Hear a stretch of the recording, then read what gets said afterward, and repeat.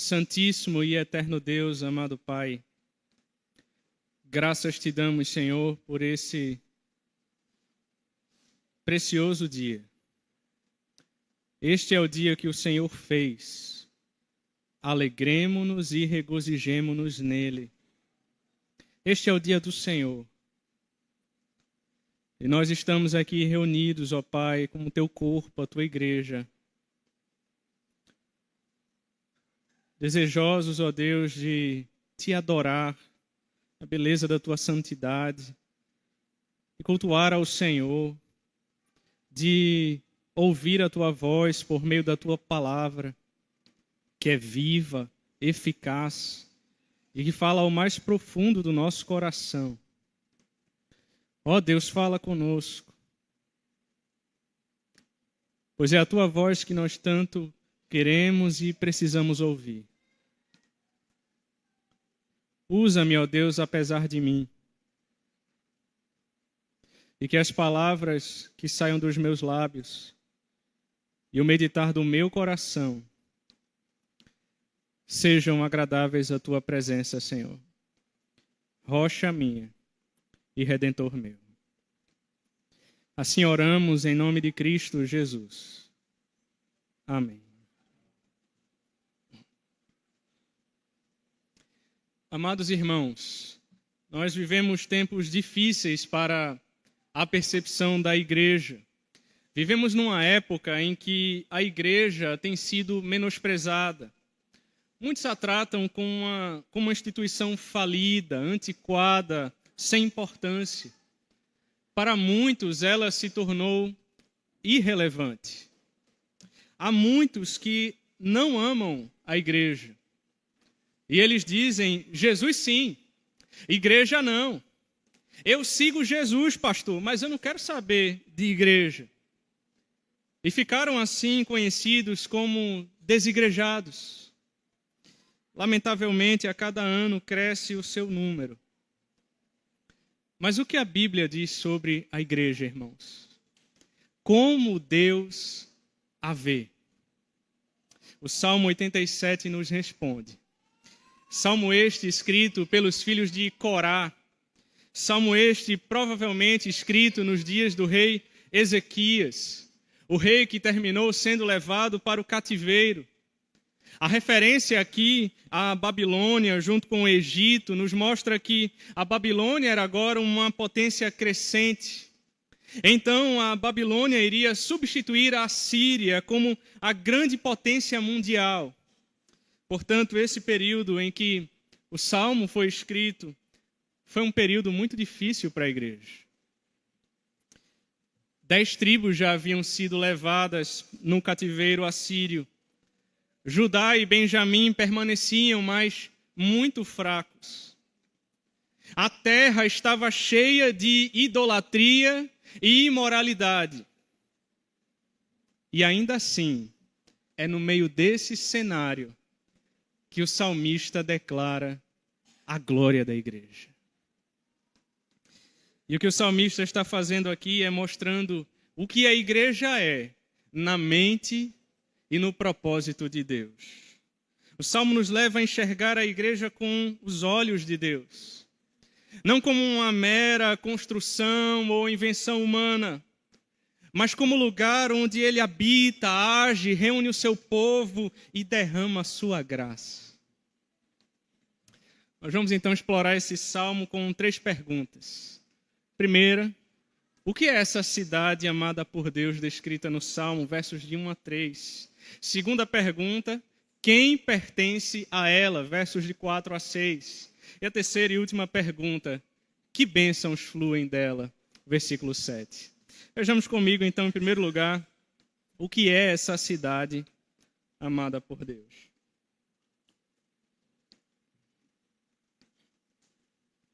Nós veremos os versos de 1 a 3 ao longo da exposição desse primeiro ponto. Meus irmãos, quando o texto se refere a Sião, de como Sião é glorioso e do amor que o Senhor tem por Sião, na verdade aponta não necessariamente para um lugar, mas para um povo específico que se reúne no lugar. Nas Escrituras Sagradas, esse lugar aponta para algo muito maior. Depois da guerra contra os reis, lá em Gênesis 14, Abraão se encontra com um homem chamado Melquisedeque. Ele é chamado sacerdote do Deus Altíssimo, mas também é chamado rei de Salém, rei do lugar onde seria Jerusalém. E ali já era apontado como um lugar especial, onde ficavam os montes Sião. O próprio Deus vai mostrar que escolheu esse lugar como lugar da sua habitação.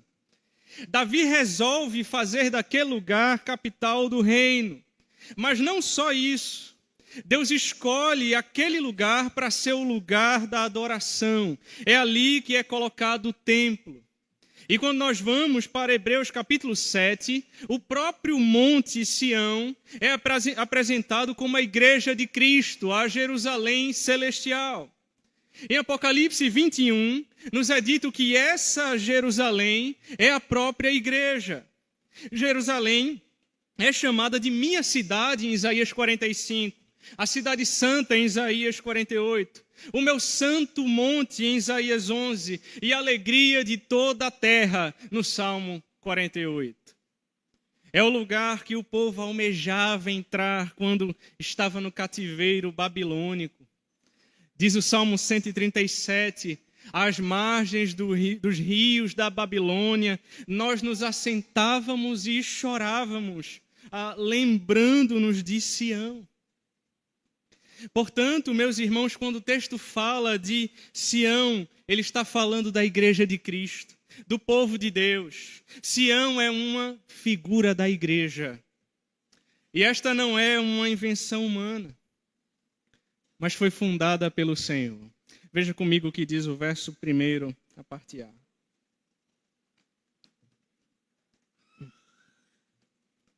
Fundada por ele sobre os montes santos. A igreja, meus irmãos, ela não existe porque o povo achou que era por bem buscar a Deus. Ela existe porque foi o próprio Deus que a criou. O texto já começa dizendo, foi Deus que a fundou, foi Deus que estabeleceu a igreja. Ela é especial exatamente porque tem a sua fundação no Senhor. Foi o Senhor que a fez, mas não apenas isso, ela foi feita de uma maneira muito especial. O texto diz, fundada por ele sobre os montes santos. Interessante, irmãos, no Salmo 24, versículo 2, diz que a terra está fundada sobre as águas, justamente para mostrar que tudo na terra é instável. Mas quando fala da igreja de Cristo, diz que ela é fundada sobre uma montanha, mas não qualquer montanha. Ela é fundada sobre os montes santos, os montes eternos, e ao dizer isso, ele quer trazer a estabilidade que a igreja tem. Os que confiam no Senhor são como o monte Sião, que não se abala, mas permanece firme para sempre. A igreja pode passar por lutas, ela pode passar por perseguição, ela pode passar por dificuldades, mas nunca, jamais será abalada. Porque a fundação dela não é simplesmente um lugar físico, mas ela é fundada sobre uma rocha, ela é fundada sobre uma pedra. Cristo é a pedra angular que os construtores rejeitaram, Cristo é a rocha eterna, Cristo é a base da igreja. A igreja é fundada por Deus, colocada sobre Jesus Cristo, e como ele não se abala, a igreja também não se abala. Então no versículo 2 o salmista diz, veja comigo,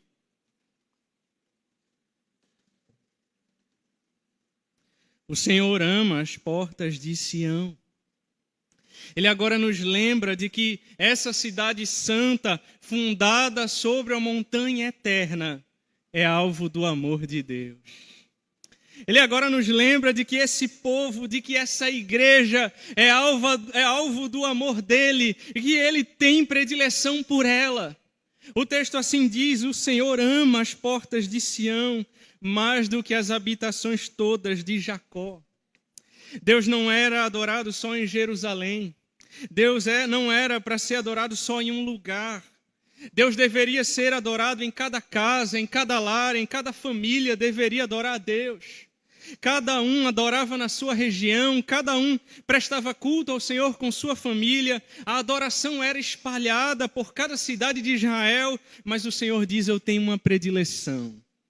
O Senhor ama, na verdade, a união do povo de Deus. Ele ama o povo de Deus unido ali. O maior prazer de Deus está quando o povo de Deus se reúne para adorá-lo. O Senhor ama as portas de Sião mais do que as habitações todas de Jacó. Gloriosas coisas se tem dito de ti, ó cidade de Deus. A igreja, o povo de Deus, mesmo sendo formado por pecadores, mesmo vivendo em meio a quedas, nós somos um povo de que se tem dito coisas gloriosas. Não tanto pelo que fazemos, mas por causa do que o Senhor fez. Esse é o povo que foi redimido pelo Senhor. Ele diz: eu escolhi esse povo, eu elegi esse povo, eu santifiquei esse povo. A igreja é a noiva de Cristo, a qual o Senhor deu a sua vida por ela e a comprou com seu próprio sangue. O Senhor ama a igreja. Portanto, desprezar a igreja é desprezar aquilo que Deus ama. Mesmo que você só enxergue os problemas da igreja, os pecados da igreja, o Senhor enxerga a santidade do seu Filho na igreja. Ele enxerga a beleza de Cristo na igreja. Foi por ela que Cristo morreu. Cristo ama a sua igreja.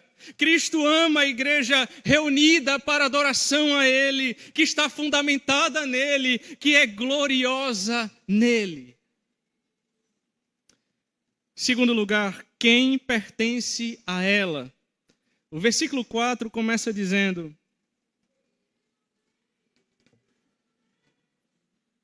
dentre os que me conhecem. Quando ele fala dentre os que me conhecem, conhecer aqui não é apenas saber quem Deus é. Se refere àqueles que têm um relacionamento com o Senhor, que são alvo do amor do Senhor. A igreja de Cristo é formada por aqueles que conhecem ao Senhor, por aqueles que têm um relacionamento com o Senhor, por aqueles que andam com o Senhor e são alvo do seu amor. Mas quem é alvo do amor do Senhor?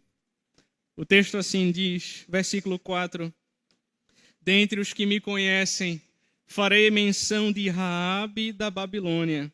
Eis aí Filístia e Tiro com Etiópia. Talvez você ache estranho.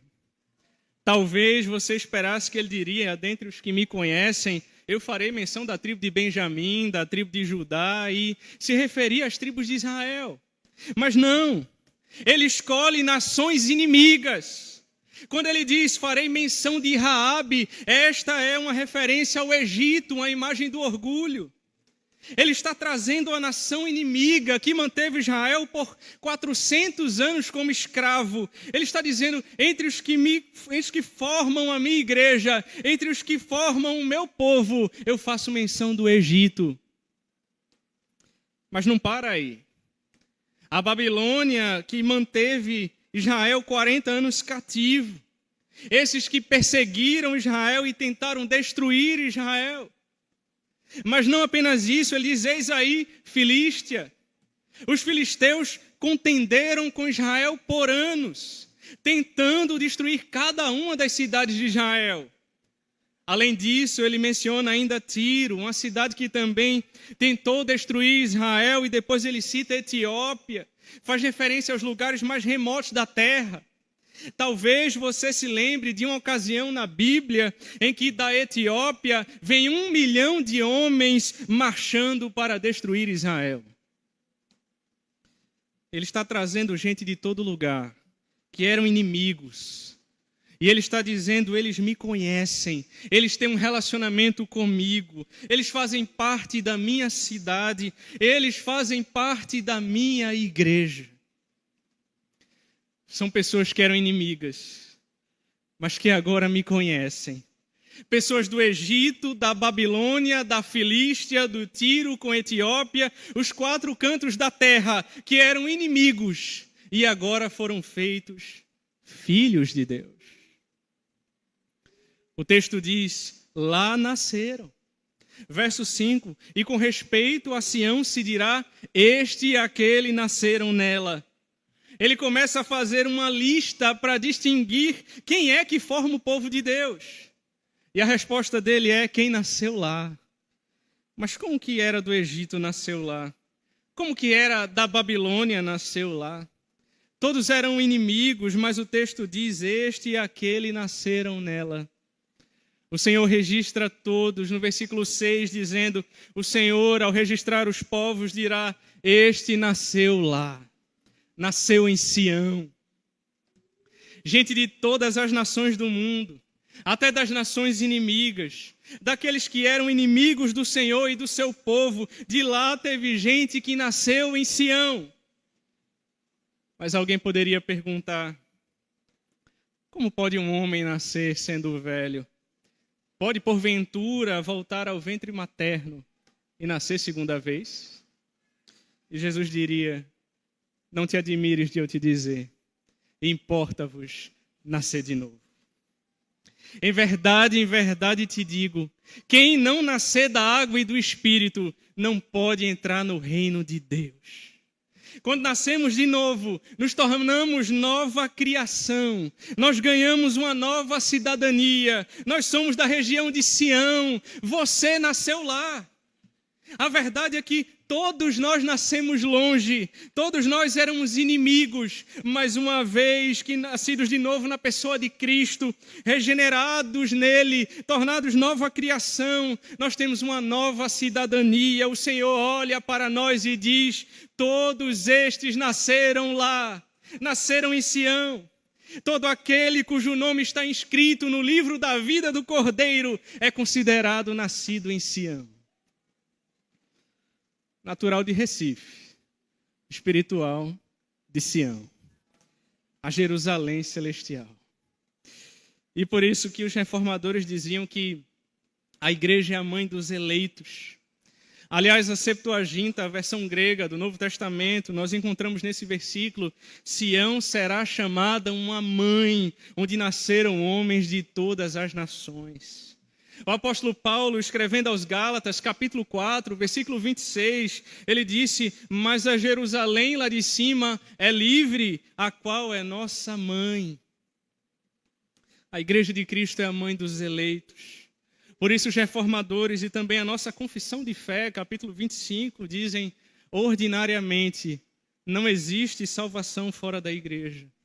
É por meio dela que os eleitos nos 4 cantos do mundo estão sendo alcançados. Também por meio dela somos nutridos e alimentados pelo Senhor. A igreja de Cristo é aquela que te acompanha, que te ampara, que cuida de você. Você que antes era inimigo, é incorporado no povo de Deus. O povo de Deus tem uma mãe, a igreja do Senhor. Por essa razão, Calvino disse, se você tem a Deus por seu pai, deve ter a igreja por sua mãe. A igreja é a mãe de todos os crentes, porque nela somos gerados e nutridos pela palavra de Deus, disse Calvino. Este e aquele nasceram nela, diz o verso 5. E o próprio Altíssimo a estabelecerá. Quem estabelece a igreja é aquele que está acima de todos, o Altíssimo. Quem estabelece a igreja não somos nós, porque se fosse eu e você, a gente só ia escolher gente bonita, amigos. A gente só ia escolher pessoas que a gente gosta. Ele diz, não. Eu escolho os que procedem de toda a tribo, língua, povo e nação. Apocalipse 5:9. Eu escolho inimigos para formar a minha igreja, porque quem estabelece a igreja é o Senhor. É o Senhor. E Ele não nos escolheu, irmãos, porque viu algo de especial em nós. Em Deuteronômio capítulo 7 está escrito: não vos teve o Senhor afeição, nem vos escolheu porque fosseis mais numerosos do que qualquer povo, pois éreis o menor de todos os povos, mas porque o Senhor vos amava. Em Jeremias 31 ele disse: com amor eterno eu te amei, e com benignidade eu te atraí. Os habitantes de Sião são os filhos de Deus, alvo do amor de Deus. Terceira e última pergunta: que bênçãos fluem dela? Nós já vimos que a Igreja de Cristo não é uma invenção humana. Ela é fundada pelo Senhor nos Montes Santos. Ela tem estabilidade, ela pode sofrer, ela pode ser perseguida, mas jamais será abalada. Ela é a mãe dos eleitos. Ela reúne os filhos de Deus espalhados pela face da terra em um só rebanho, um só corpo. Ela é amada pelo Senhor, Cristo deu a sua vida por ela. Nela também os eleitos são nutridos e alimentados. E vejam, tudo isso já é parte da bênção de Deus que flui dela. O salmista está descrevendo como é a igreja, como ela é gloriosa nele. E por essa razão ele diz no verso 7, todos os cantores, saltando de júbilo, entoarão. Ele conclama todo o povo agora para se juntar em adoração, para se alegrar no Senhor, para se alegrar em adoração ao Senhor Deus. O povo se junta aqui para cantar com júbilo. Eles estão saltando de alegria. Eles louvam ao Senhor porque eles eram inimigos, mas eles foram transformados em filhos de Deus. Os seus pecados foram perdoados e já nenhuma condenação há para todo aquele que crê em Cristo Jesus, para todo aquele que verdadeiramente nasceu em Sião. E ele diz então, no verso 7, todos os cantores saltando de júbilo entoarão, todas as minhas fontes são em ti. Talvez você já tenha ido ao deserto. Ou certamente você já viu fotos do deserto, se você nunca foi lá. E talvez você já tenha visto fotos de um oásis. Pode estar a mais de 50 graus no deserto. E aí, de repente, você chega naquele oásis, naquela área cheia de vegetação, de grama, de palmeiras, e tem um clima bem agradável. Porque ali existem fontes de águas. Que imagem linda da igreja, meus irmãos. Nós vivemos num mundo desértico. Nós lutamos contra a carne, o mundo e o diabo. Diariamente nós caímos e nos levantamos. E Deus diz que a igreja é o nosso oásis. Lá encontramos alívio. Lá encontramos um abrigo para nós. Lá encontramos as fontes das águas refrescantes da graça de Deus. No culto, na pregação, nos sacramentos, Deus está cuidando de nós como seus filhos. Ele nos deu pastores, Ele nos deu presbíteros para nos guiar, para nos proteger e, quando necessário, para nos disciplinar. Para que nós sejamos mantidos debaixo do cuidado de Deus e possamos crescer na piedade. E tudo isso acontece dentro da igreja. Interessante porque Jerusalém é a única grande cidade que a gente tem informação no Antigo Testamento que não foi construída na beira de um rio. Rei Ezequias, ele mais tarde criou aquedutos que levavam água até lá, para dentro da cidade. Mas isso aponta para algo muito maior. A Bíblia nos fala, meus irmãos, em fontes surgindo de dentro da Nova Jerusalém. O próprio Jesus nos lembrou que da igreja de Cristo, daqueles que bebem da fonte da água da vida, do seu interior fluirão rios de água viva. E ele, quando aponta a Nova Jerusalém, ele lembra que tem uma fonte de águas que jorra para toda a eternidade. É uma fonte onde está toda a alegria da igreja. A fonte da água da vida. Cristo, meus irmãos, é a fonte da nossa felicidade. Toda a nosso deleite, toda a nossa alegria se encontra dentro da igreja, porque essa igreja possui as fontes eternas. É dentro da igreja que está toda a felicidade do povo de Deus, porque é nela que encontramos a palavra de Deus, é nela que encontram Cristo, é nela que eles encontram essa fonte que jorra para a vida eterna. É por isso que quando pediam para eles cantarem um cântico na Babilônia, diz o Salmo 137, que eles penduraram as suas harpas e diziam: como entoaremos o cântico de Sião em terra estranha?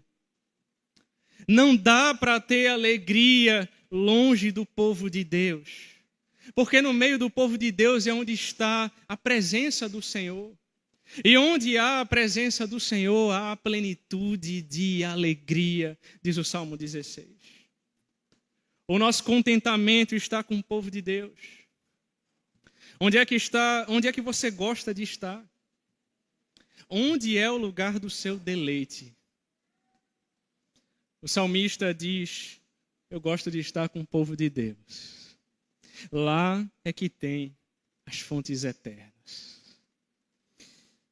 Tudo que me dá vida vem de ti, Senhor, especialmente da tua presença em meio ao teu povo. Diante disso, precisamos refletir sobre algumas coisas, meus irmãos. Em primeiro lugar, ame a igreja. Ame a igreja do Senhor. Foi o próprio Deus que a estabeleceu, a santificou.